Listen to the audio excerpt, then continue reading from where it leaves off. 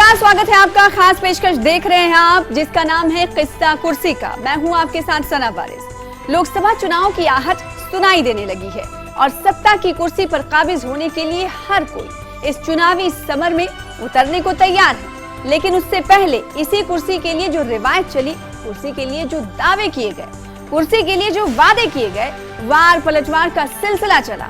इस शह और मात के खेल के बीच ये जानने की कोशिश करेंगे कि आम जनता ने क्या खोया और क्या पाया, क्योंकि ये है किस्सा कुर्सी का।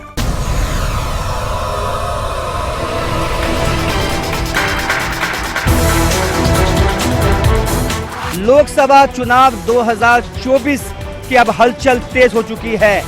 चुनावी बिसात बिछ चुकी है और तमाम पार्टियों के सेनापति से लेकर सिपाही तक मैदान में उतर चुके हैं। अनएम्प्लॉयमेंट है आजकल, कुछ काफ़ी दिन से ये चल रहा है। अभी धीरे धीरे खैर चलो गवर्नमेंट ने कुछ नौकरियां निकाली हैं, लेकिन अभी भी है।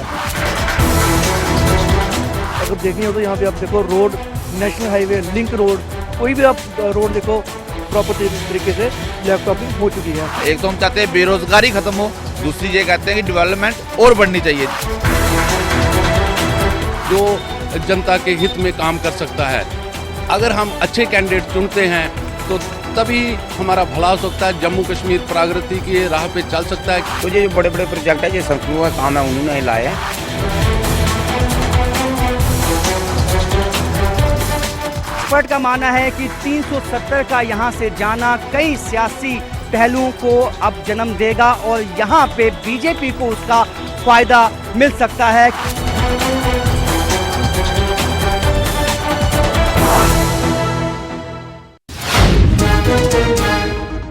किस्सा कुर्सी का में आज बात होगी जम्मू लोकसभा सीट की। जम्मू कश्मीर के केंद्र शासित प्रदेश बनने के बाद जम्मू लोकसभा सीट कश्मीर की राजनीति में सबसे महत्वपूर्ण सीट बन गई है। वैसे जम्मू लोकसभा सीट को हमेशा ही कांग्रेस की पारंपरिक सीट के रूप में देखा जाता रहा है, लेकिन 2014 और 2019 में भाजपा ने इस सीट को अपने नाम करके इन दावों को खारिज कर दिया था। जम्मू लोकसभा निर्वाचन क्षेत्र उत्तर भारत के केंद्र शासित प्रदेश जम्मू और कश्मीर के 5 लोकसभा निर्वाचन क्षेत्रों में से एक है। ये निर्वाचन क्षेत्र 1957 में बनाया गया था। इस निर्वाचन क्षेत्र में 18 विधानसभा सीटें हैं, जो पहले 20 थी। क्योंकि डिलिमिटेशन यानी परिसीमन के बाद राजौरी जिले की कुछ सीटें अब अनंतनाग लोकसभा सीट का हिस्सा हैं। परिसीमन में रियासी जिले को उधमपुर लोकसभा निर्वाचन क्षेत्र से हटा दिया जाने के बाद इसे अब जम्मू लोकसभा निर्वाचन क्षेत्र में जुड़ने के बाद अब कुल 18 विधानसभा क्षेत्र हैं। जम्मू लोकसभा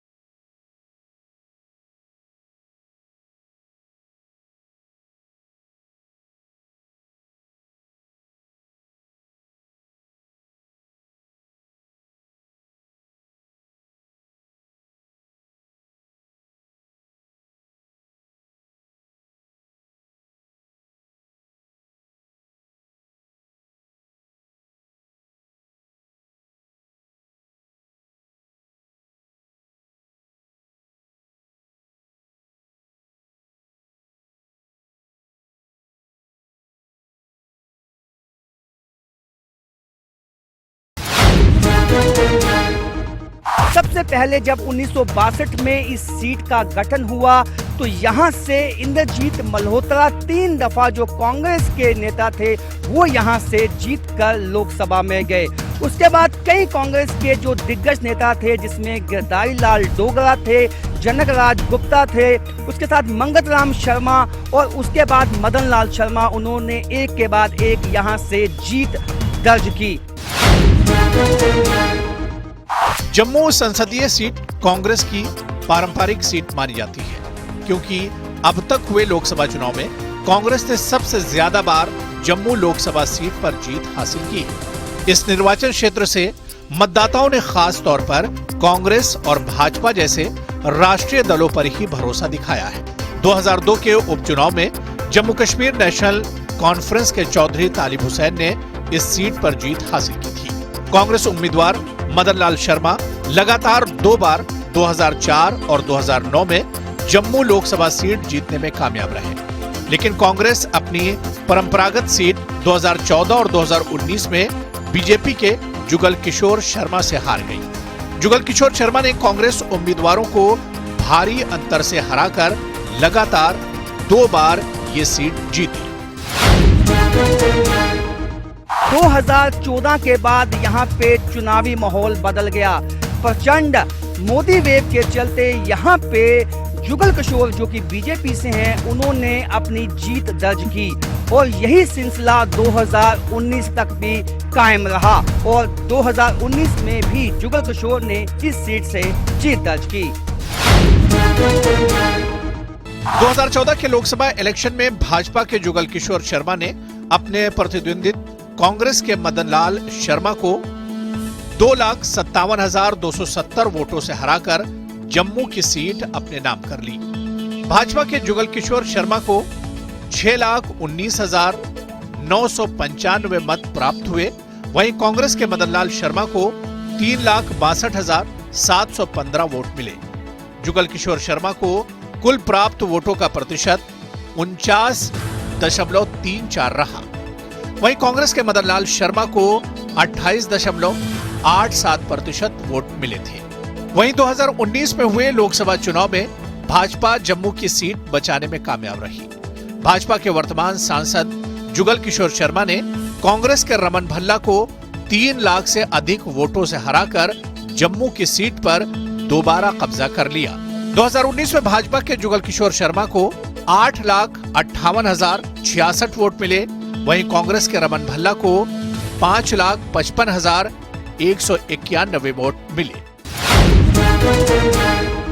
कांग्रेस पार्टी ने यहाँ पे एलओसी के साथ सटे इलाकों में रहने वाले लोगों को कई तरह की रिजर्वेशंस भी दी, लेकिन बीजेपी ने इसके बाद एक मास्टर स्ट्रोक खेला और जो फायदा एलओसी के लोगों को मिलता था उसको एक्सटेंड किया इंटरनेशनल बॉर्डर के रहने वाले लोगों के लिए। एसपी शर्मा का कहना है कि कुछ वर्षों से सीमा पर शांति लौटने के बाद अब जम्मू संसदीय क्षेत्र में स्थानीय मुद्दे हावी हो रहे हैं। साथ ही साथ एसपी शर्मा का यह भी मानना है कि राजनीतिक दल अब विकास और रोजगार जैसे स्थानीय मुद्दों को उठाने पर ध्यान केंद्रित कर रहे हैं। अब तो इश्यूज बदल गए हुए हैं।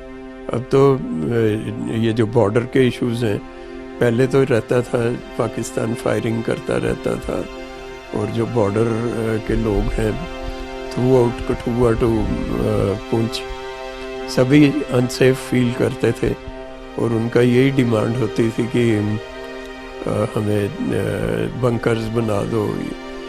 तो अब तो सिचुएशन बदल गई है सीज फायर की वजह से।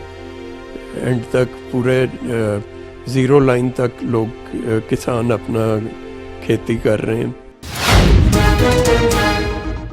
ये सच है कि जम्मू में हमेशा कश्मीर से आए प्रवासियों और पाकिस्तान से आए शरारतियों का स्वागत किया गया है। आज जम्मू वो जगह है जहां दशकों से लाखों कश्मीरी पंडित, प्रवासी, पश्चिमी पाकिस्तान और पीओके के शरारतियों के अलावा वाल्मीकि और गोरखा साथ रह रहे हैं। अब उन्हें पैकेज और अस्थायी नागरिकता अधिकार प्रदान किए गए हैं। राजनीतिक विशेषज्ञ संजीव परगाल के अनुसार लोकसभा चुनाव के दौरान कांग्रेस और बीजेपी दोनों पार्टियों ने इन लोगों के मुद्दे उठाए थे। उन्होंने चुनाव भी इन विस्थापित समुदायों को सभी प्रकार की सुविधाएं प्रदान करने के वादे के साथ लड़ा था। यूजे के रेफ्यूजीज हैं, उनकी बड़ी देर से डिमांड थी कि जब वो 47 से जब वो माइग्रेट हुए यहाँ पर, उनको ठीक है स्टेट सब्जेक्ट राइट्स तो उनको मिल गए, प्लॉट्स भी उनको दे दिए गए। एक कंपनसेशन की बहुत बड़ी डिमांड थी जो एनसी और कांग्रेस नहीं कर पाए। 10 साल यूपी की गवर्नमेंट रही, एनसी और कांग्रेस की जेएनके में गवर्नमेंट थी। उन्होंने एक प्रपोजल बनाया, प्रपोजल बना के दिल्ली को फॉरवर्ड कर दिया। वो प्रपोजल ओके नहीं हुआ। जब राजनाथ जी होम मिनिस्टर थे, ये 2014 to 2019 जो गवर्नमेंट रही है, उसमें सीधी बात है कि 5.5 लाख रुपया जो पैकेज पहली बार 47 के ऑनवर्ड बीजेपी गवर्नमेंट ने उनको दी। जो ये अगस्त 5, 2019 के डिसीजंस हुए वो सब एट पार आ गए। वेस्ट पाकिस्तानी रेफ्यूजीज़ जो हैं डोमिसाइल हो गए, वो उनकी भी जो 5.5 लाख की पैकेज थी जो PUJK वालों को मिली वो भी इस गवर्नमेंट ने उनको दे दी। अब उनको पूरे राइट्स जो हैं मिल गए हैं। अब उनका एक और प्रपोजल चल रहा है कि जो उनको उस समय प्लाट दिए गए थे उनके भी मालिकाना हक जो हैं वो भी गवर्नमेंट देने जा रही है। मतलब वो ऑलमोस्ट प्रपोजल चला गया है, किसी भी टाइम वो अप्रूव हो सकता है। जम्मू पुंछ लोकसभा कंस्टिट्यूंसी में भी कई ऐसे दिलचस्प मोड़ आए हैं जिसने यहाँ के जो सियासी समीकरण है उसको बदला है। इसमें सबसे अहम है यहाँ पे जो POJK रिफ्यूजीज यहाँ पे आके बसे, उसके बाद कश्मीरी पंडित विस्थापित समाज भी यहाँ आके बसा, उसके साथ वेस्ट पाकिस्तानी रिफ्यूजीज, गुरखा समाज, वाल्मीकि समाज जो यहाँ जम्मू में आके बसे, जिनको पार्लियामेंट में तो वोटिंग का हक था लेकिन यहाँ के विधानसभा चुनाव में वोटिंग का हक नहीं था। अब आने वाले विधानसभा चुनाव और लोकसभा चुनाव काफी दिलचस्प होने वाले हैं क्योंकि एक्सपर्ट का मानना है कि अब ये ट्रेडिशनली बीजेपी का जो वोट बैंक है वो इससे मजबूत हो गया है और जो यहाँ के समीकरण हैं वो बदल सकते हैं। अगर इन वोटर्स का झुकाव बीजेपी की तरफ जाता है तो 2024 के इलेक्शन के जो नतीजे हैं वो भी बीजेपी के पक्ष में आ सकते हैं। पिछले साल परिसीमन आयोग ने जम्मू कश्मीर की मौजूदा चुनावी राजनीतिक संरचना में भौगोलिक सीमाओं में बड़े बदलाव के प्रस्ताव दिए हैं। परिसीमन आयोग ने अनंतनाग संसदीय सीट का पुनर्निर्धारण करने के लिए जम्मू प्रांत में पीर पंजाल के पास स्थित राजौरी और पुंछ जिलों को अनंतनाग में मिलाने का प्रस्ताव रखा है।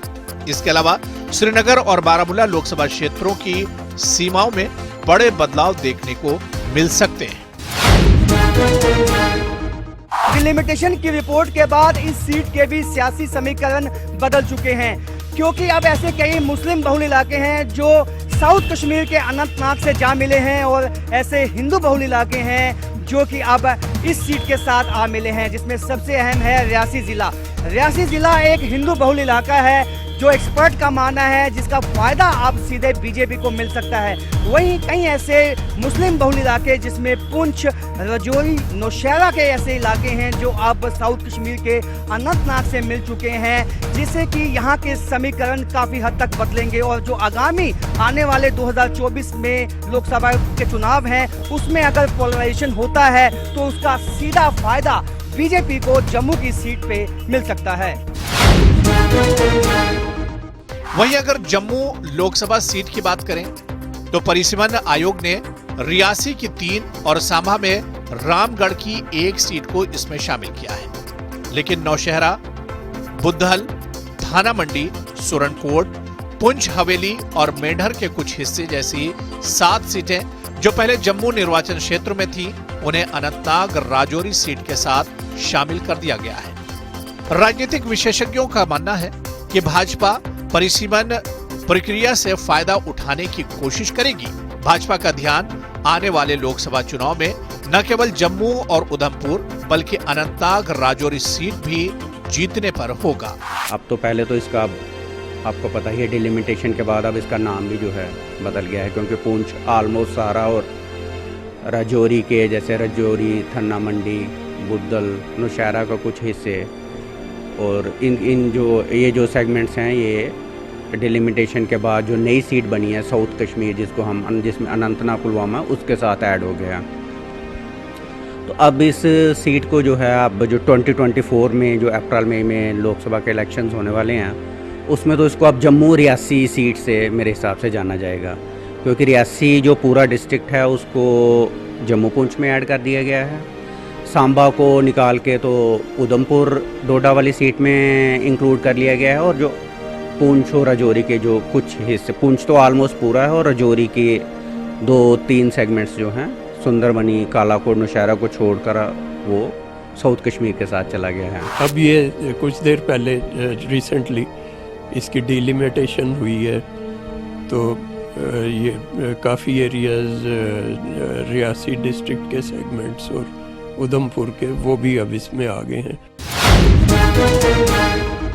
जम्मू लोकसभा क्षेत्र के साथ एक और दिलचस्प बात यह है कि इस सीट से जीते हुए एक भी उम्मीदवार को केंद्रीय मंत्री बनने का मौका नहीं मिला है। हालांकि ये बात उधमपुर संसदीय क्षेत्र के बिल्कुल विपरीत है।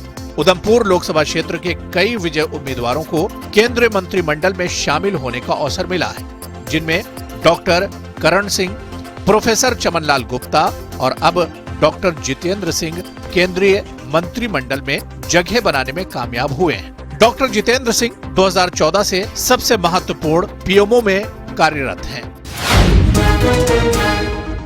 जम्मू सूबे में दो लोकसभा कॉन्स्टिट्यूएंसीज हैं, एक है डोडा उधमपुर, दूसरी है जम्मू पुंछ। लेकिन सबसे दिलचस्प बात यह है कि इस कॉन्स्टिट्यूएंसी से आज तक कोई भी सीनियर नेता स्टालवार्ड जीत के गया हो केंद्र में, लेकिन उसको केंद्र में कोई भी अहम पद नहीं दिया गया है। वहीं इसके बनिस्बत जो डोडा उधमपुर कॉन्स्टिट्यूएंसी से, चाहे वो चमनलाल गुप्ता थे बीजेपी के, चाहे वो डॉक्टर जितेंद्र सिंह है बीजेपी के, दोनों को काफी अहम पद दिए गए, जिसका मलाल, जिसका दुख आज भी यहाँ की जनता को है। यहाँ वक्त हो गया है एक छोटे से ब्रेक का। आप कहीं जाइएगा मत, तुरंत वापस होंगे।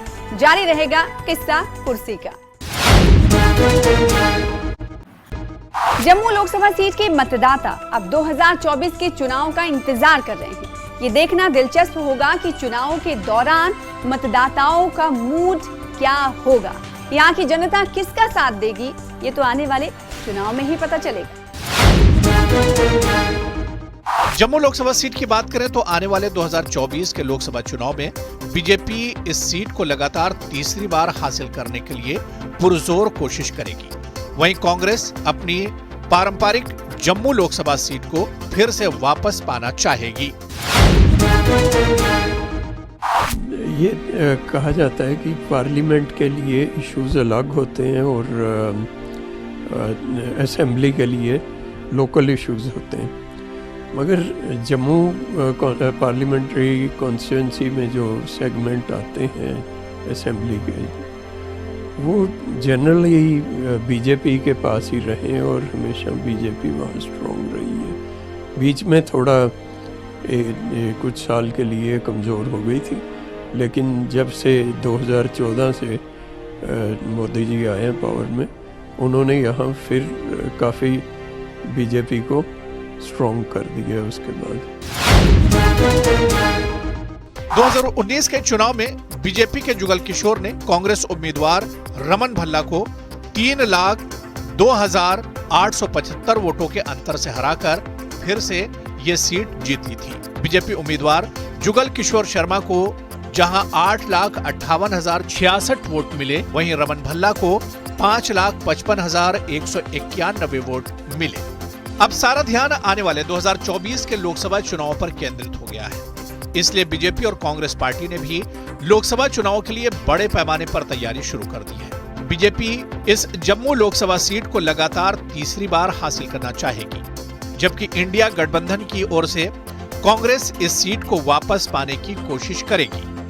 राजनीतिक विशेषज्ञ संजीव प्रगाल का कहना है कि आने वाले चुनाव में राष्ट्रीय मुद्दे हावी रहेंगे। राजनीतिक विशेषज्ञ संजीव प्रगाल के अनुसार धारा 370 हटने के बाद जम्मू कश्मीर का राष्ट्रीय महत्व काफी बढ़ गया है, इसलिए यह निश्चित है कि आने वाले चुनाव में भी राष्ट्रीय मुद्दों पर ही ध्यान केंद्रित रहेगा। लोकसभा का जो इलेक्शन है 2014 ऑनवर्ड्स अगर हम देखें तो नेशनल मुद्दे ही इस चीज़ को डोमिनेट कर रहे हैं। एक सिंगल फैक्टर है, लोग मतलब नरेंद्र मोदी के नाम पर जो है वोट देते हैं। जो असेंबली में हो वो कहते हैं कि नहीं हमारा कुछ प्रेफरेंसेस डिफरेंट है। अर्बन लोकल बॉडीज़ है, पंचायत है, उसमें भी लोग थोड़ा बहुत उनका कैंडिडेट पर भी फोकस रहता है और इश्यूज़ पर भी रहता है। तो ये एक लोगों के मन में है कि नहीं जो लोकसभा का इलेक्शन है इसको तो नेशनल इश्यूज़ को ही ध्यान में रख के जो है वोटिंग करनी है। राजनीतिक विशेषज्ञ एसपी शर्मा के अनुसार बीजेपी गुलाम नबी आजाद की डेमोक्रेटिक प्रोग्रेसिव आजाद पार्टी और जम्मू कश्मीर अपनी पार्टी जैसे नए राजनीतिक दलों को अपने उम्मीदवार उतारते हुए देखना पसंद करेगी, ताकि जम्मू लोकसभा सीट पर बीजेपी विरोधी वोट बढ़ जाएं। एक तो है मुस्लिम वोट काफ़ी डिवाइड हो जाएगा यहाँ का, जो बीजेपी एक्सपेक्ट करती है कि वो डिवाइड हो जाएगा नेशनल कॉन्फ्रेंस, कांग्रेस, पीडीपी, फिर अब वो अल्ताफ़ बुखारी की पार्टी आ गई है, इन सब में डिवाइड हो जाएगा। वो तो बीजेपी यही एक्सपेक्ट करके चल रही है। और गुलाम नबी आज़ाद, कांग्रेस, ये बीजेपी तो सोच रही है इनका तो कंसोलिडेट, जो उन्होंने अपना प्लानिंग की है, उनका वोट तो वोट बैंक कंसोलिडेट हो जाएगा। एसपी शर्मा का कहना है कि मुस्लिम वोट हमेशा किसी भी प्रत्याशी की जीत और हार में अहम भूमिका निभाते हैं। इसलिए बीजेपी इस चुनाव में यह सुनिश्चित करने की कोशिश करेगी कि आने वाले चुनाव में मुस्लिम वोट उसके विरोधी दलों के बीच बंट जाएं, जबकि हिंदू वोट बीजेपी की ओर एकजुट हों। जब अभिव्यक्ति की आजादी हो तो बड़े बड़े दावे और वादे करने से गुरेज भला कोई क्यों करे। यही कारण है कि चाहे सत्ता पक्ष हो या विपक्ष, हर कोई अपनी अपनी पार्टी की जीत का दावा कर रहा है। जहां एक तरफ भाजपा के लोग प्रधानमंत्री नरेंद्र मोदी की लोकप्रियता का हवाला देकर अपनी जीत का दावा कर रहे हैं, तो वहीं दूसरी तरफ कांग्रेस अपनी पारंपरिक सीट वापस पाने के लिए एड़ी चोटी का जोर लगाएगी। वैसे ये तो आने वाला समय ही बताएगा कि इस बार जम्मू लोकसभा सीट पर किसका झंडा लहराएगा।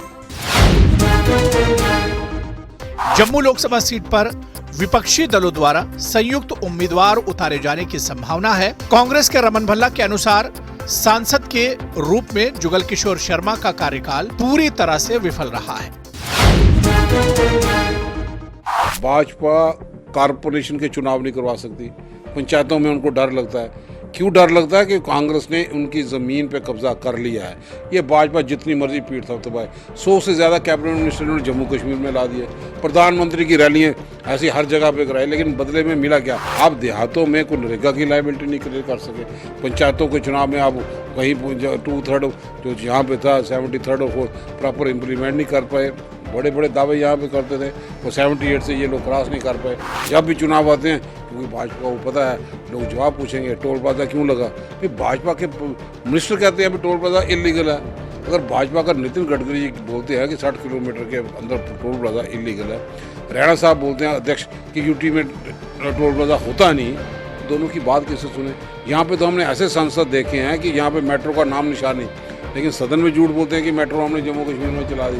तो ये गुमराह करने वाले लोगों को बारे में लोग मन बना चुके हैं कि बदलाव भाजपा का यहाँ पे करना है और वो कांग्रेस ही है कि उसका बदलाव कर सकती है। वहीं जम्मू के वर्तमान सांसद जुगल किशोर शर्मा का कहना है कि लोकसभा में जम्मू के मुद्दों को वो पुरजोर तरीके से उठाते रहे हैं। अपने कार्यकाल में सरकारी योजनाओं के लाभ उन्होंने जनता तक पहुंचाए हैं। अपनी भागीदारी और अपने कार्यकाल में किए गए लोकसभा क्षेत्र में विकास के दम पर उन्होंने फिर दावा किया है कि वो लगातार तीसरी बार ये सीट जीतेंगे। मेंबर पार्लियामेंट के नाते अगर मैं कहूँ तो जिस आशा के साथ लोगों ने हमें ये जिम्मेवारी सौंपी थी, मुझे लगता है कि हम उस पर खरा उतरे हैं। विशेष तौर पर जम्मू पुंछ जो हमारा क्षेत्र है उसमें एम्स की एक बहुत बड़ी ज़रूरत थी, क्योंकि विशेष तौर पर ये जो जम्मू प्रोविंस के लोग हैं ये एम्स की फैसिलिटी लेने के लिए दिल्ली तक जाते थे और कई महीनों तक लाइन में खड़े रहते थे, लेकिन वो उनको ट्रीटमेंट नहीं मिल पाता था। हम भी परेशान थे, लेकिन आज हमें खुशी है इस बात की कि और 2 महीने के बाद हमारा जो एम्स है वो कार्य करने लगेगा और वहाँ पर उसका इनागुरेशन, उसका लोकार्पण भी जो है वो प्रधानमंत्री आकर करेंगे। दूसरा मैं अगर आपको कहूँ तो सबसे पहले लोगों ने हमें ये कहा था कि भाई ये जो जम्मू से लेकर अखनूर तक का रोड है ना, किसी तरीके से नेशनल हाईवे बन जाए, 4 लेन हो जाए, ताकि यहाँ पर ये जो एक्सीडेंट होते हैं इससे हमें छुटकारा मिले। तो आप देख रहे हैं कि जम्मू से लेकर अखनूर तक का 4 लेन जो है वो बनकर तैयार हो गया है। लोगों की आवाज़ को बुलंद करना, तो लोकसभा में आप हमारा रोल देखते ही हैं कि भाई कोई ऐसा सेशन नहीं रहता जिस सेशन में हम अपने क्षेत्र की आवाज़ को वहाँ पर बुलंद नहीं करते और फिर उसका लाभ नहीं उठाते। मेंबर पार्लियामेंट के नाते वो सारी योजनाएं, वो सारे काम जो एक मेंबर पार्लियामेंट को करने चाहिए, उसमें हम सफल रहे हैं। 2024 पे अब तमाम लोगों की और सियासी पार्टियों की निगाहें टिकी हुई हैं और सबसे दिलचस्प बात यह है कि जो नए सियासी पहलू यहाँ अब जुड़े हैं 5 अगस्त 2019 के बाद वो अपना एक अहम रोल प्ले करने वाले हैं। कांग्रेस, नेशनल कॉन्फ्रेंस, पीडीपी है, वो किस तरह से बीजेपी को 2024 में टक्कर देती हैं, क्योंकि ये तमाम पार्टियां अभी सुप्रीम कोर्ट में हैं और 370 के इशू पे ये चाहती हैं कि वो बहाल हो। तो किस हद तक लोगों को मना पाती हैं या लोगों को अपनी बात समझा पाती हैं, ये तो 2024 के इलेक्शन के बाद ही पता चलेगा। इस खास पेशकश में आज के लिए बस इतना ही। अगले हफ्ते हम फिर हाजिर होंगे एक नए एपिसोड के साथ। तब तक के लिए नमस्कार।